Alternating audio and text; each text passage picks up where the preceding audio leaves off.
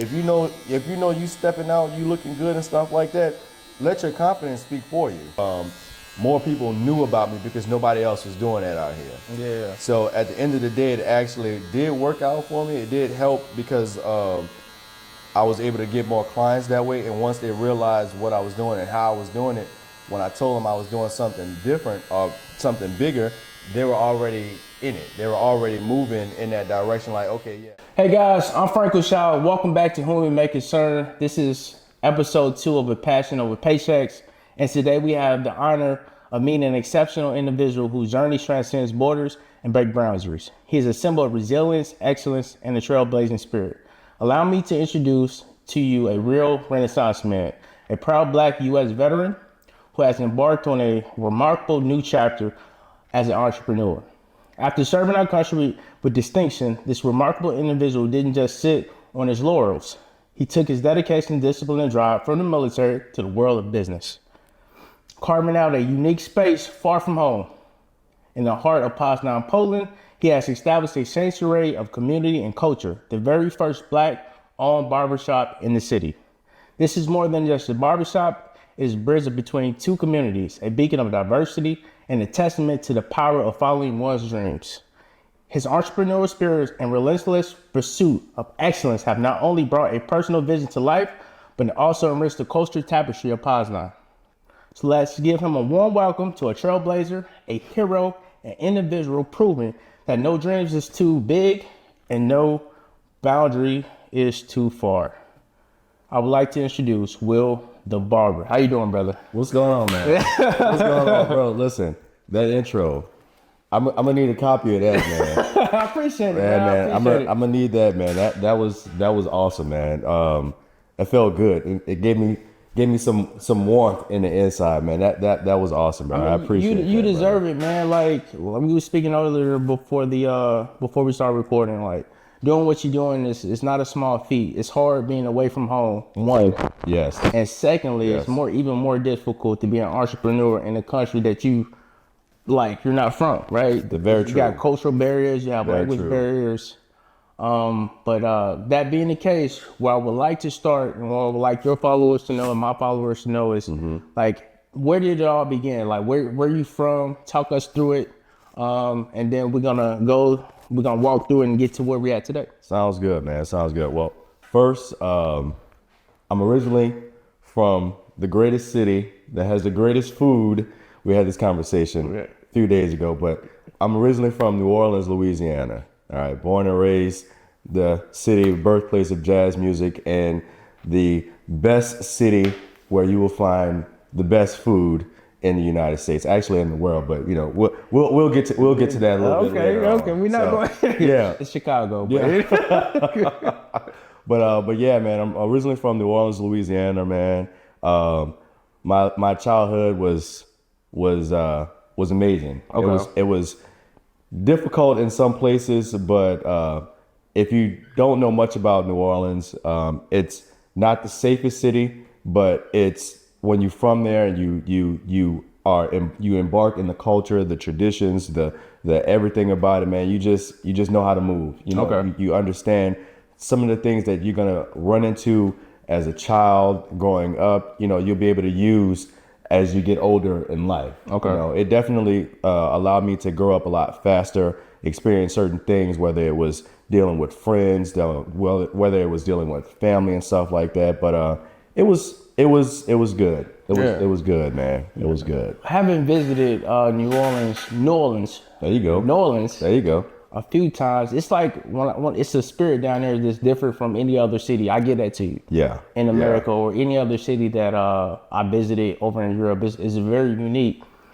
Everyone's happy down there, and that entrepreneurial spirit. Like every place I went to, as far as eating, was a mom and pop store. Yeah. So is that where you first kind of like saw it out? Like I want to later on my own business, not knowing what business, but like I want to work for myself later on. Yeah. So to touch on that, like just having that spirit where you were saying where you know it's dealing with family, but it's also that drive to have your own. A lot of people that are from New Orleans, we just have that in us to be able to do our own thing. You know, there's not little pockets of people here that do their own thing here, or pockets of people there that do it. Everybody is for not themselves. It sounds a little bad, but you know, just having that mentality coming up in the city, you know, back in the 90s and all that kind of stuff, you know, you are able to take that energy, take that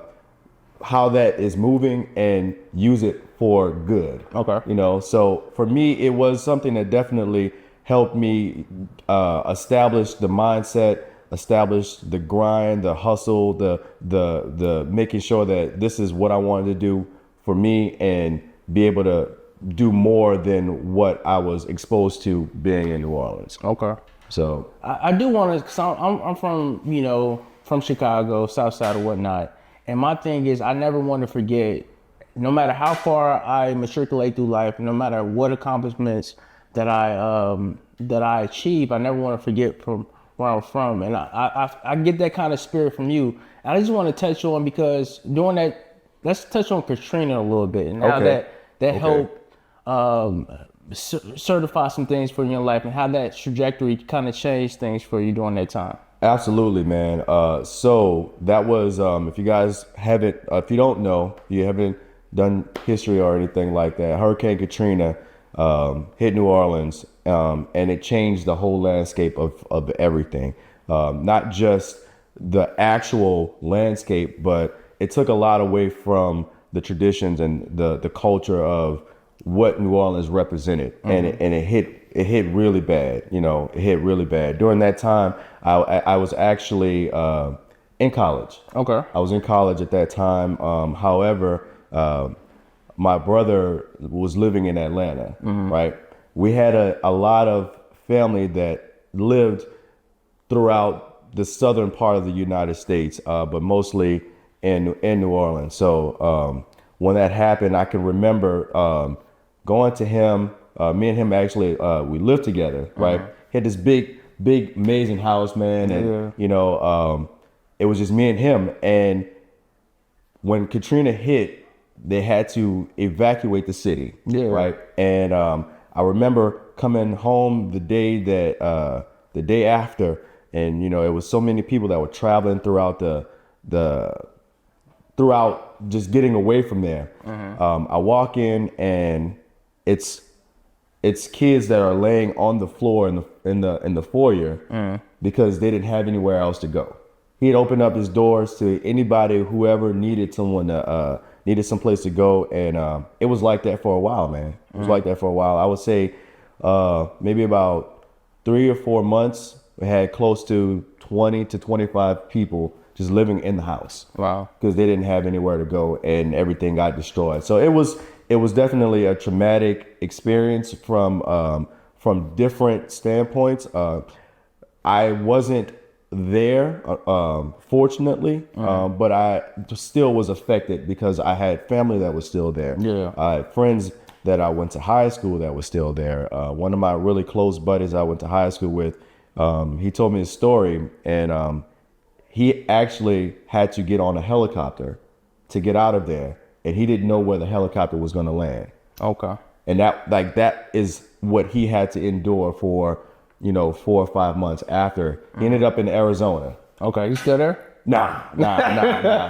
He not there anymore, man. He not there anymore. But being able to for someone being in a city like that and being uprooted and dropped off in the middle of, I don't want to say in the middle of nowhere, but all of that stuff is unfamiliar for him. You know, he's literally in a shelter with all these people who he don't know, but he had to get out of there some way, somehow. Okay. So, there's so many different stories that was going on during that time. And it was a very, very traumatic time for not just the city, but for the people from New Orleans. Okay. And the way that we were able to bounce back from that is a testament to the resiliency, and it's a testament to being able to say, okay, whatever we face, whenever we're coming up to something that is horrible, there's still light at the end of the tunnel. Wow. You know, one guy told me this analogy a long time ago. He said when cows are in the area, right? They're out in the fields and stuff like that, and they see that a storm is coming, right? They go towards the storm because they know the faster they go through it, the faster they'll be on the other side of it. Okay. Versus everyone else running away from it. So whenever that's something that I hold on to, whenever I know that it may be a trying time or something like that, hey, you got to face it. Let me go in head on, because there's no use of running away from it. The faster you get in it, the faster you go through it, the sooner you'll get out of it. You know. I like that. And the word I picked up is resiliency that you said. Like, it's like I see it I've been getting my hair cut for you about 2 years now. Yeah. It's not on you, it's in you when you're resilient. Absolutely. Because there's a lot of ebbs and flows in business. So we'll touch on let's touch on college a little bit. What did you because you was in college, what school? I went to North Carolina State. North Carolina. Okay. North Carolina State. You're right. North Carolina State. That's absolutely. Got you. Yeah, man. I majored in civil engineering. Nice. Majored in civil engineering. Majority of my family is either in culinary arts or in the medical field. For myself, I chose to go a different route, do my own thing and stuff like that. And I know that's just me doing that. That was a very rough time in my life, because that's not an easy thing to do, man. It's not an easy thing to do. But, like I said, it was something that I wanted for myself. It was something that I decided that, hey, I want to do something more than what I've been exposed to, and I want to be able to get out and just take advantage of that. I'm a creator. Whether it's me cutting someone's hair, whether it's me cooking, whether it's me playing an instrument or anything like that. That's just how I am. So when it comes to being able to do anything in engineering, it just felt right. Felt right. Because you need a lot of symmetry when cutting hair. Yeah, you do. Definitely dealing with my hairline. Yeah. Hey, man, listen. Not just listen. That's what I'm here for. That's what I do, man. What I do, man. Bring me back every time. Every time, man. Every time. So I appreciate the engineering skills. I got you, brother. I got you. Hey, so you're majoring in civil engineering. Yeah. How did the military aspect come into play? So, actually, to be honest with you, it was never something that I had aspirations in doing. Like, it was just something that I was like, you know what? I want to be able to use what I have, but I also want to be able to travel the world, and I was able to do that with joining the military, because in the military, I was also an engineer. So a lot of the things that I went to school for, it wasn't about me just trying to go and work for this big engineering company or anything like that. I wanted to do what I wanted to do. Okay. I did not expect to go through the things I went through in the military, but who does? Right. You don't know until you know. Right. But also you have to be able to, like you said, be resilient and take those things on. And it actually helped me out to be who I am, because who I am today, because it's a lot of things that I was able to learn with my experience with being in the military, doing what I love to do, whether it's, in anything in engineering, whether it's traveling, and also just meeting new people, and being able to kind of just take so much from my my environment and also give back to it as well. Okay. But no, it was a beautiful thing, man. It was a beautiful marriage. Beautiful marriage. Yeah, man. What's some of the places where you were stationed at? So my first duty station, good old Fort Hood. Yeah, Fort Cavazos. Fort Hood. For all y'all that know Fort Hood in Killeen, Texas, man, I have so many bonds with brothers from there, man. Like, man, it was. I'm thinking about them now, man. It's those guys, we were a family, man. Okay. We were a family, and they definitely being in that culture, being in the unit that I was in there, it definitely set the tone for who I wanted to be and how I wanted to move when it came to being in the military, and being able to also not just go with the flow of things, but take control of my future, take control of my life when it came down to what I wanted from the military. You know, so it was a beautiful thing, man. Nice. Beautiful thing, man. So what are some of the things that you would say like that you utilize in your business today that you picked up from the military? Oh wow. That's a great question. That's a great question. That's why I'm here. Yeah. First, in business, just knowing, setting a goal, right? Setting a goal. I like to preference, one of the things that I use all the time is that I learned in the military, backwards planning. Backwards planning, Man. That's something that definitely helped me out with so much with whatever setting a goal, you know, for those. I'll elaborate. Elaborate a little bit on backwards planning, right? Backwards planning is basically seeing yourself at the finish line, whatever that is, whatever it is, whether you own your own business, whether you want to go travel here or do whatever, right? You see yourself at the finish line. Backwards planning basically means that, okay, what did I do to get to that point? Or what do I need to get to that particular point, right? So for me, I'll use me as an example, backwards planning.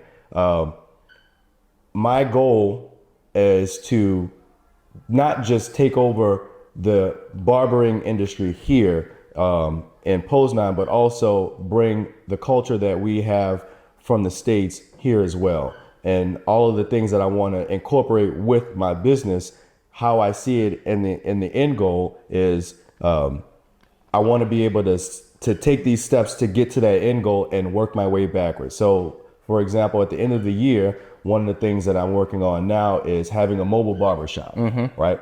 What do I need to have a mobile barbershop? Who do I need to talk to have a mobile barbershop? How do I get it customized? Getting all those things, talking to those people and seeing exactly where I'm at right now, right? So if I know that I need to, I want to have a luxury barbershop, a luxury mobile barbershop, I need to be able to get from there to say, I got to get a truck. How do I get a truck? Okay. I don't have a truck. So I need to figure out what do I need to do to make sure I get that where I'm at now. If it's something that I have to work more here. Okay. I need to do what I need to do in the shop to make sure that I can get to that point because I see the end goal already.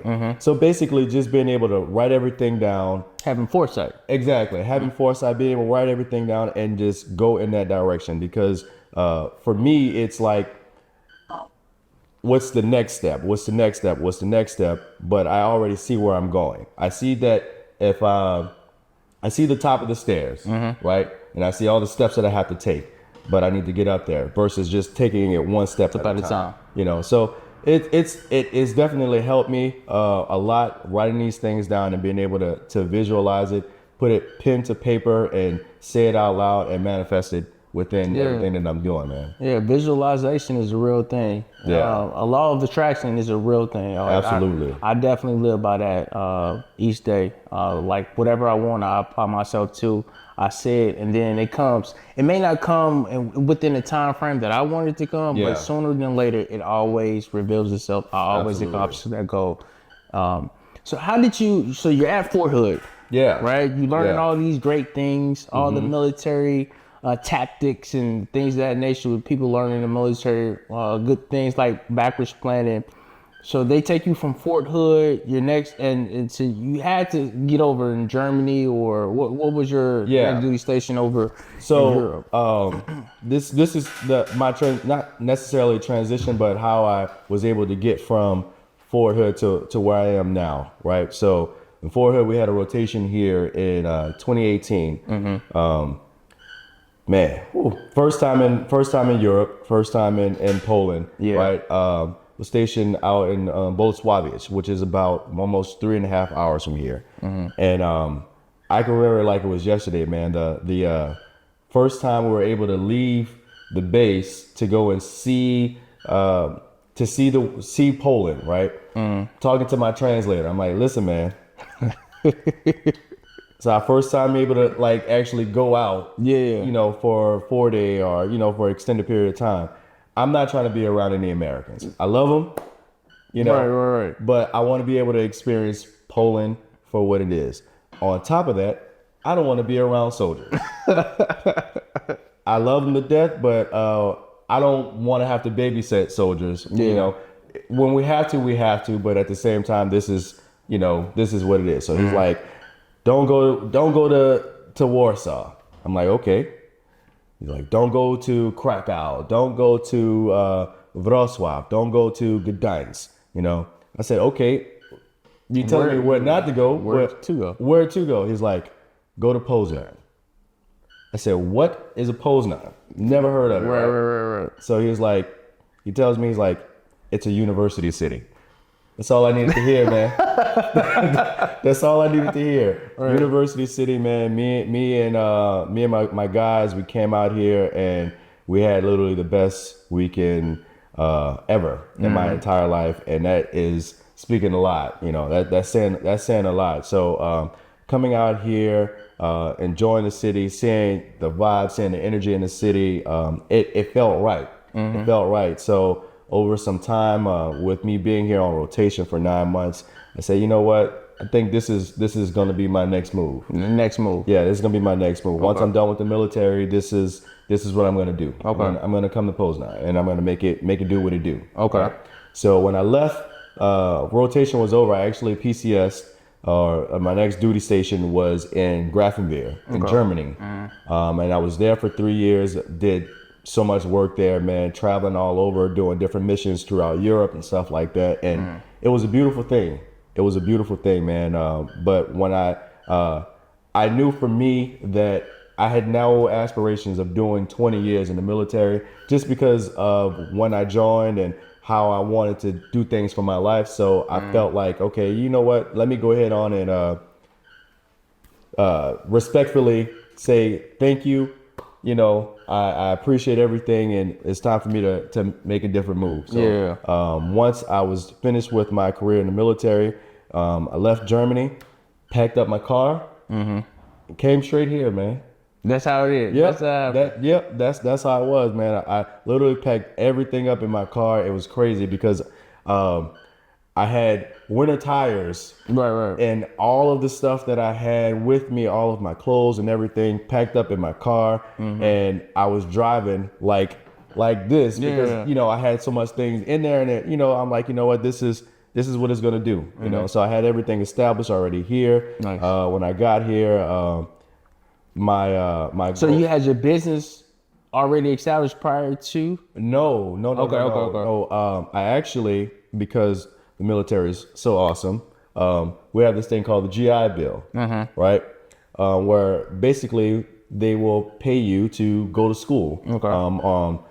So I was able to find a school here, WSB, went to school here, and the GI Bill actually paid for that. Nice. Right. So it was a beautiful thing because it definitely helped me with my transition from coming into the military, living the military lifestyle, to being a civilian, and also going to school again after so many years, and also being, you know, a foreigner in a different country. So it was a lot that I had going on, and it definitely worked in my advantage. Okay. Where can we pinpoint if it was like, I'm gonna open up my own barbershop? How did that come into play? So I actually, and I missed this point. Before I went off to college, before I went off to North Carolina State, I went to barbering school. Okay. Because that was something that I just had a passion for. I felt like it was something that I could do, and I also didn't want to work for anybody else while I was in college. Right. You know, so it was more so of a hustle for me, but I also wanted to make sure I had this secured so that I can do this anywhere and everywhere, wherever I go. Yeah. and how it grew into what I have today is while I was in Germany, we had this this thing that swept over the world called COVID-19. Yeah. Right. So yeah, being in Germany, being in the military there, we kind of got things a little later than everyone else. We Okay. kind of have to go with the flow of things. So man. I can remember now. Granted, I've never had an issue with growing hair. I mean, I never had an issue with having to cut my hair, keeping a hair cut for myself. But I always had all of my tools with me. Right. So I can remember like it was yesterday. My first son, he's like, hey, everything is getting shut down, but y'all still need to maintain the standard of coming to work with the fresh haircut, with the clean shave, fresh haircut, all that kind of stuff. I'm like, hey, I'm good. I didn't have all of this, obviously. It was just, clean shaven will. But there was a need. There was a need. There was no barbershops, and then they restricted us to post, so no one actually could leave base either, and everything was closed also. So outside the base, so I had all of my stuff in my room. I said, you know what, guys need a haircut. Why not? Why not me? Right. So we all had the same schedule. We literally would go to work. I would go to the gym, go to work. Go to the defect after work, and then come home, eat, and then open up my room and cut hair. I was in the barracks.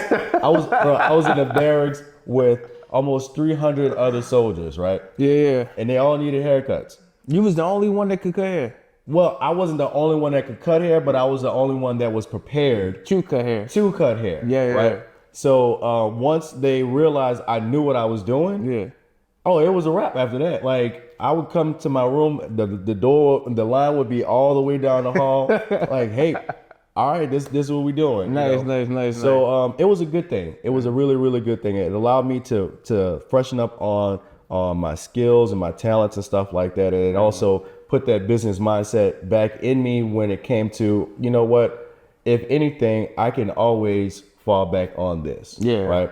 So fast forward to when I came here to Poland, I came here in April, but the school semester, the first semester didn't start until October. Okay. So a young Will out in Poland, no military, not having to worry about any military thing or anything like that. COVID is now over. Yeah. The restrictions are lifted, and I'm in this city, and everybody wants to come outside. So I'm like, you know what? I'm gonna enjoy my time, So it was more like a vacation. Yeah. For me being here and not having to worry about anything until school started in October. So I had the whole summer to figure out what I was gonna do. Yeah.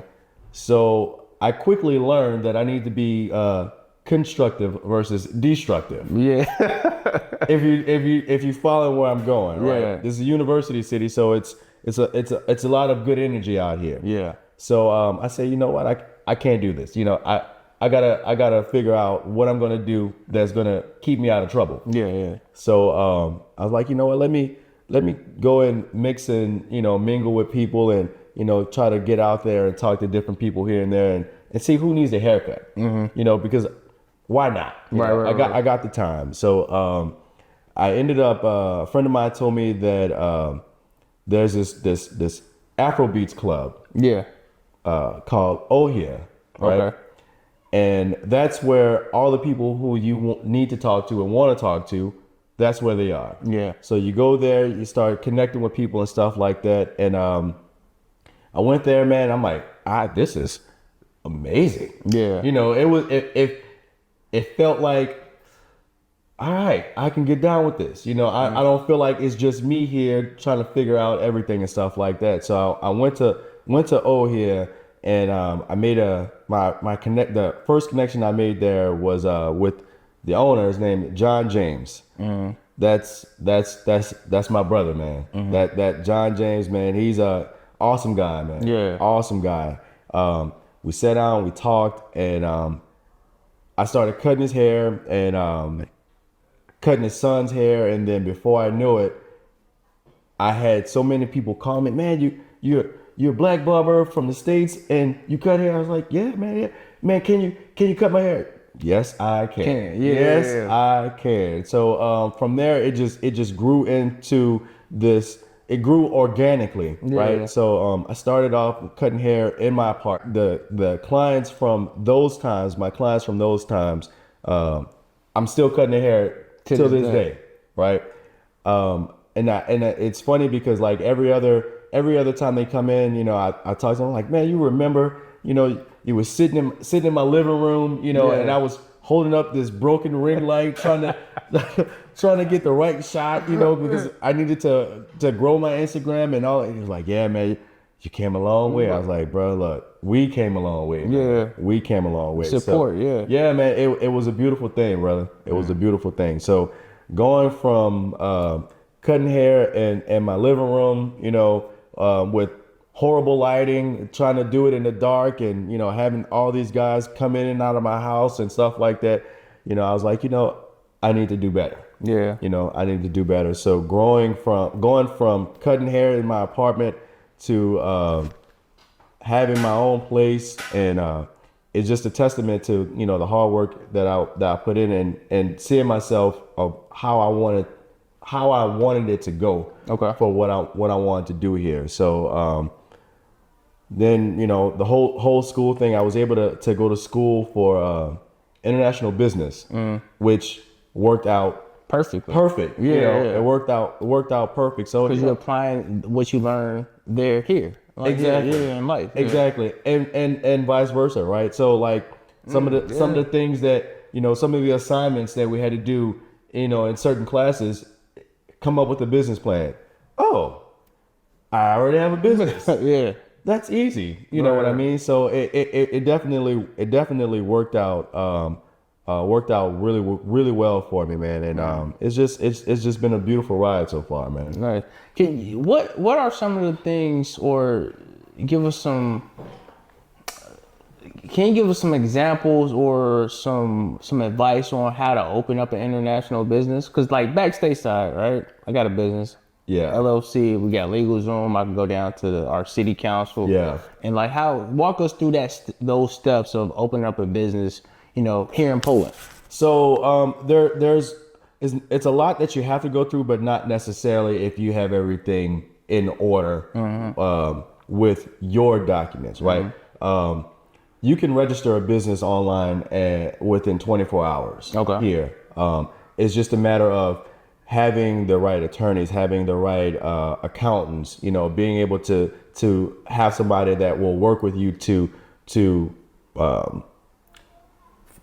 guide you through all of these different things, because you know, the Polish government is not like the United States, the government in the United States. You know, it's really different. So the best advice that I would be able to do or give with that is make sure you have everything lined up for yourself. You know, if you have your documents to be here, we're having a visa, actually having, you know, a residency card and all that kind of stuff, because it's certain things that you have to have in order for you to be able to do all of those things. So not anybody can just come here and open up a business. You know, you have to be able to have a reason to be here, you know. So for me, it started off with me being in school. Me being here, I'm a student here. I'm going to be here for an extended period of time with school. So that allowed me to make the transition from going in as a student to also now going in as a business owner, because I had already had certain things established for myself here when it came down to certain documents and stuff like that. And then also having the right connections, being able to connect with people that are in that space also. You know, so networking is key. Absolutely. Absolutely, man. What keeps you passionate about like cutting hair? Where that passion come from cutting hair, and what continues to drive you, get you up every day, come in here with crazy hours? You here from like 9 in the morning to 9 at night. Yeah. Tuesday through Saturday. Yep. Like I walk past here grabbing some dinner, and they're like, "You still there?" Yeah, man. So what keeps you going? So I'm gonna tell you this, man. It's not about even cutting hair. That's something that I do. That's something that I'm good at. Yeah. It's about people, right? It's about what I'm able to give to them and what they're able to give to me. I just so happen to cut hair while I'm doing it. You know what I mean? Because as a barber, right? You're not just someone who can cut hair. You are a counselor. You're a psychologist. You know, yeah, for sure. You know, someone who has wisdom, someone who's able to connect with certain people in all different walks of life. You know, it's so many people that sat in this chair. You know, from not just from the military or from Poland, but man, I get clients coming from different countries, bro. Like just because first. It's the comfortability of being able to sit down and talk to someone who speaks English. Nothing against, you know, the Polish language or whatever, but when you're comfortable with someone, first of all, you're allowing them with sharp objects around your head. Right. You know, so Yeah. that's something in itself. But being able to open up and being able to be comfortable enough to just talk and have that, it's more than just cutting hair. Yeah. It's about building relationships, you know. So that's what actually pushes me to keep going, man. I'm a people person. Yeah. You know, I do like my privacy. I do like, you know, being able to turn my phone off and, you know, just chill with my dog. And that's my time. But also when I'm here, you know, it's about being able to meet new people and being able to share different experiences with them. You know, because I never know who is going to sit in my chair and what they've gone through in life. You know, and they may be able to give me something that's going to carry me over to the next big thing. You know, or just help me with something that I'm dealing with in my own personal life at that time. You know, and it goes the other way. It's about being able to build relationships and have that camaraderie because, you know, back in the States, man, you know, going to the barbershop, Yes. you know, like some guys will go to the barbershop on a Saturday and not even get their haircut. You know, Saturday morning they go in the barbershop, man, I'm just here. I'm just here, I'm just here to chill. What we talking about today? Yeah, we talking about the NBA finals. Exactly. Who you got? You know. Yeah. So, but yeah, man, like it's just being able to have that comfort of, and this is what home feels like. You know, that's a big thing. You know, that's a big thing. And like I said, I just so happen to be good at cutting hair. Yeah, man. So what advice would you give to a young entrepreneur, being seasoned as you are, you know, having a business for umpteen amounts of years, doing your thing here in Poznan, Poland? What advice would you give to a young entrepreneur following their passions? Don't stop, man. Don't stop. Like, you're gonna run into hard times. You're gonna run into these difficult times. You know, see it through. Okay. This see it through. Stay motivated. Remember what your why is. Why are you doing this? Right. You know, what drives you?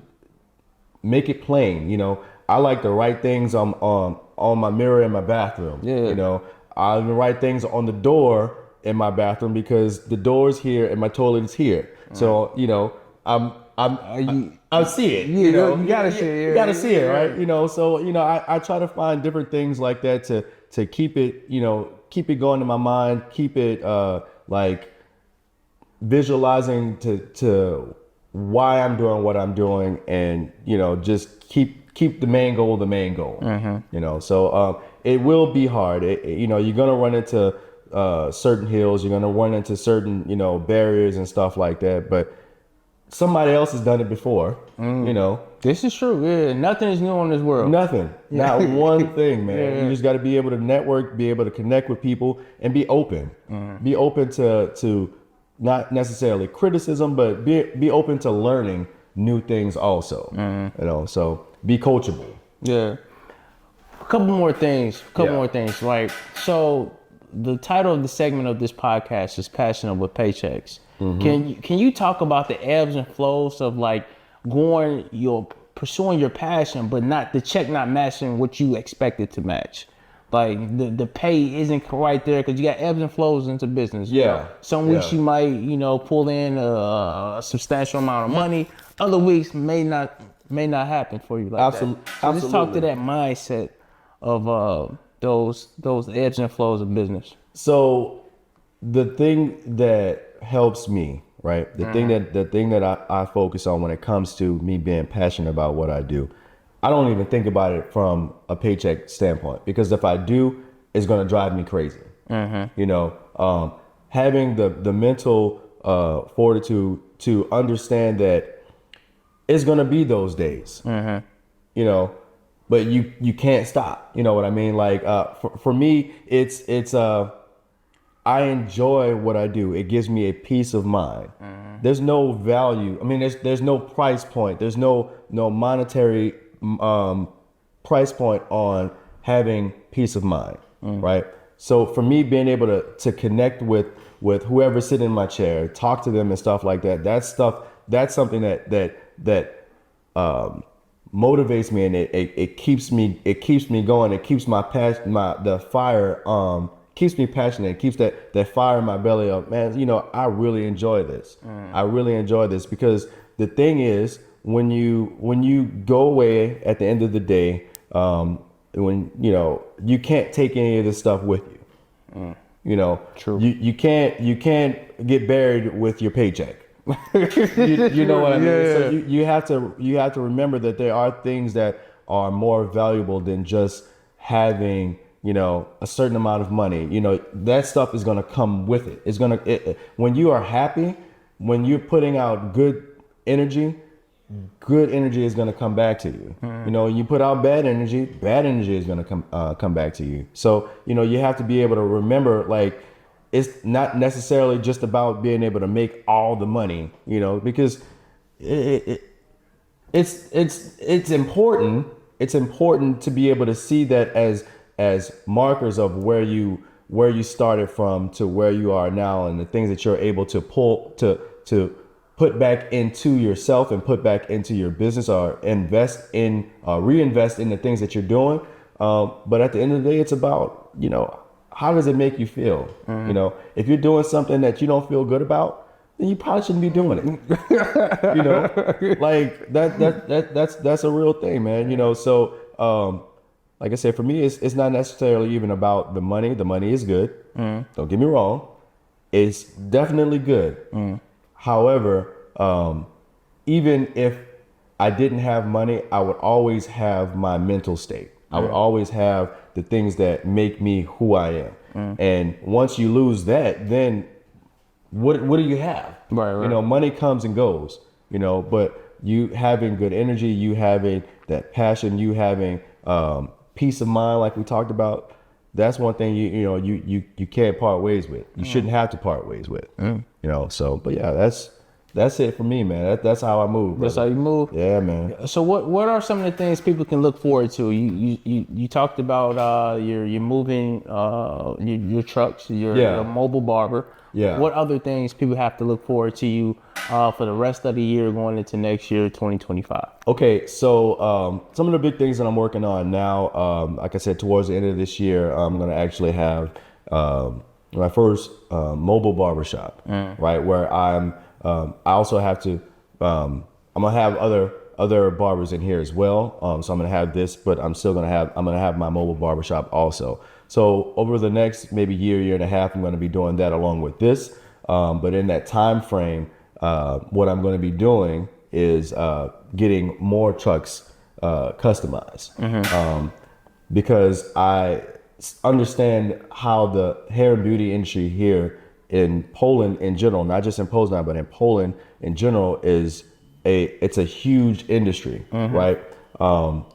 With these other trucks, I'm actually going to lease them out to other barbers or hairstylists in the area who have the aspiration to do their own thing, but not necessarily want to be in a brick and mortar, right? Want to be mobile. They want to be mobile. They can do their own thing. They can establish themselves as, whatever they want to do when it comes to who they are and how they are in the hair and beauty industry. And then imagine Uber, but with mobile barbershops or mobile hairstylists or anything like that. Nice. I'm the owner of Uber. I'm not the owner of Uber, but I will be the owner of this particular company. And yeah, so basically me franchising out my trucks and being able to take over that industry like that, and it's going to be a beautiful thing, man. Beautiful thing. Yeah, I sincerely want to see people who do what I do be able to grow and do the things that they are passionate about, and be able to go wherever they want to, versus just being centralized, being in one centralized location. Okay. You know? So Nice. yeah. You want to leave it? You want to leave them with something special? Give some motivation. Oh man. Give them some motivation. Give some hot sauce. Some hot. Oh look, Louisiana hot sauce. Louisiana hot sauce. Louisiana hot sauce. I don't know if they make hot sauce in Chicago. We got mild sauce. Well, mild sauce. Oh man, that's funny. Something special, man. Look, listen. If you're passionate about something, go for it. Don't take it for granted. You know, if it's in you, then you need to be able to pull it out of you and do it. Go for it. You know, you're gonna have times where it's gonna get rough. You're gonna have times where you're not as motivated. Don't let it stop you. Don't let it stop you, man. There's always you can't have a rainbow without having thunderstorms. That's dope. Hey, Hey, man. hey. I'm serious that you can't have one without the other, man. Yeah. So, but yeah, bro, like that should be able to help you move forward into whatever it is that you got, however you see yourself, whether it's in the next 3 months, 6 months, year, 3 years, or whatever. Go for the rainbow, because you're gonna go through the storm, but you can't have a storm without the rainbow, man. That's dope. You can't have a storm without the rainbow. Well, how can they find you? Oh man, my social media, Kings, Kingz, Kings with a Z, barbershop. Well, Kings_barbershop_Pose9 or POZ. That's my Instagram handle. That's also my TikTok handle, man. But I'm here, Pose9. I'm on Povieska 18. This street behind us is it's pretty much the busiest street in Pose9. Yeah.